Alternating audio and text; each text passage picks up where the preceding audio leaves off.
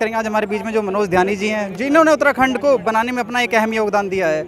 आज वो खुद युवाओं का एक समर्थन करने के लिए कुछ रोडों पर उतरे हुए हैं। सर, आज इतनी भारी संख्या में जो युवा हैं वो रोडों पर आ गए हैं, क्या कहना चाहोगे इसको लेकर आप? देखिए, युवा जो है, ये जितने भी युवा हैं, इसमें कोई किसी राजनीतिक दल के नहीं है। इन सब की सिर्फ एक मांग है और एक इच्छा है कि प्रदेश में नौकरियां सही समय पे निकले, सही ढंग से आयोजित हों, उसमें नकल ना हो और इनको नियुक्ति पत्र मिले और ये अपनी नौकरियों पे लगे।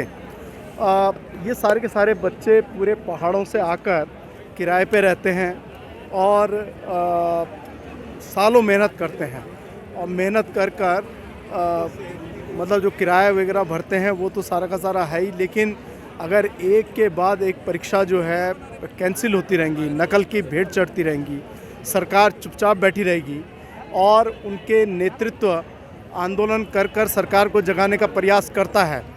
जैसे भाई बॉबी पंवार और जमाल साथी लोग हैं, यहाँ धरना देने के लिए बैठे, तो लोकतांत्रिक तरीके से आंदोलन को भी नहीं करने देना चाहती, उसको भी कुचल देना चाहती है। तो ये अच्छी चीज़ नहीं है और इसका प्रतिकार करने के लिए ये युवा यहाँ पर दिख रहे हैं। और मुझे सरकार को यह कहना पड़ेगा कि उत्तराखंड राज्य में एक गलती मुलायम सिंह ने की थी और मायावती जी ने की थी, लेकिन उसके बाद फिर वो सत्ता में वापस नहीं आ पाए। गलती से भी अगर युवाओं पर उत्पीड़नात्मक कार्रवाइयाँ हुई, उनके फर्जी मुकदमे लगाने की कोशिश, तो इन सरकारों को परमानेंटली बोरिया बिस्तर बंद कराकर सरकार जो जनता है इनको बाहर फेंक देगी। इस बात के लिए उनको चिंतित होना चाहिए और इन बच्चों की जो मांग है कि नकल विरोधी कानून मिले, सही समय पर परीक्षाएं हों, भ्रष्टाचार करने वालों को कड़ा से कड़ा दंड मिले, वो सारी इनकी मांगें पूरी होनी चाहिए। चलिए, हमारे बीच में जो उत्तराखंड की जो आंदोलनकारी हमारे बीच में जिस तरीके से अंकिता हत्याकांड भंडारी केस में भी है ना, उन्होंने अपना एक अहम योगदान दिखाया, अपनी एक पूरी उसका जड़ तक गई। मैम, आज इतनी मात्र शक्ति भी काफ़ी भारी संख्या में यहाँ रोडों पर आई हुई है। जिस तरीके से कहा, मतलब युवाओं के द्वारा कहा जा रहा है कि रात पुलिस के द्वारा अभद्रता भी की गई, क्या कहना चाहोगे? देखिए, बहुत शर्मनाक बात है। ये राज्य आज महिलाओं के दम पे बना है और कल रात जिस तरह से अभी हमें सूचना मिली कि कल रात यहाँ पे पुलिस ने कुछ बता रहे कि कुछ ये लोग पी के भी आ रखे थे और किस तरह से इन्होंने हमारे यहाँ बेटियों को उठा के गाड़ी में फेंका है, तो ये पूरे प्रदेश के लिए नहीं, पूरे देश के लिए बहुत शर्मनाक घटना है। भारतीय जनता पार्टी को ये समझना पड़ेगा कि आप जिन कुर्सियों में बैठे हुए हैं, महिलाओं के दम पर बैठे हुए हैं और आप लोगों ने ये बेरोजगार बच्चे हैं हमारे, आपको पता है, देख रहे हैं लगातार से 2013 से यहाँ पे सारी भर्तियाँ बेची जा रही हैं। यहाँ पे 20-20, 25-25 लाख में यहाँ की नौकरियाँ बेची जा रही, तो हम लोगों ने राज्य इसलिए नहीं बनाया था, आज भी ये दिन देखना पड़ रहा है। देखिए, आप इन बच्चों ने नौकरी करनी थी, वो आज आंदोलन के इनको नेता बनाने के लिए सरकार इनको बाध्य कर रही है चीज़ के लिए।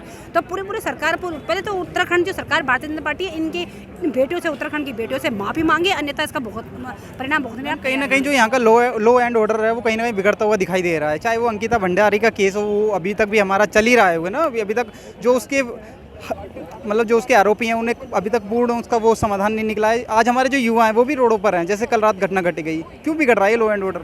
हाँ, वाकई में सच में मैं कह रही हूँ कि लोगों को एक जो न्याय का देवता, जो न्याय का दरवाज़ा है, वहाँ पे लोगों का विश्वास दिन प्रतिदिन गिरता जा रहा है। लेकिन ये बहुत ही दुर्भाग्यपूर्ण की बात है कि इस तरह से नहीं होना चाहिए। आप देखिए, किरण नेगी वाले में निचली कोर्ट ने फांसी की सज़ा दी थी और ऊपर सुप्रीम कोर्ट ने इसे बहाल उसको रद्द कर दिया। यही देख लीजिए आप, नौकरियों में तमाम बच्चों की जो मेहनत थी, इनके बदौलत आज वो जेलों में गए हैं, उनके सबकी लगभग मैं समझती हूँ कि बेल आउट हो चुकी है।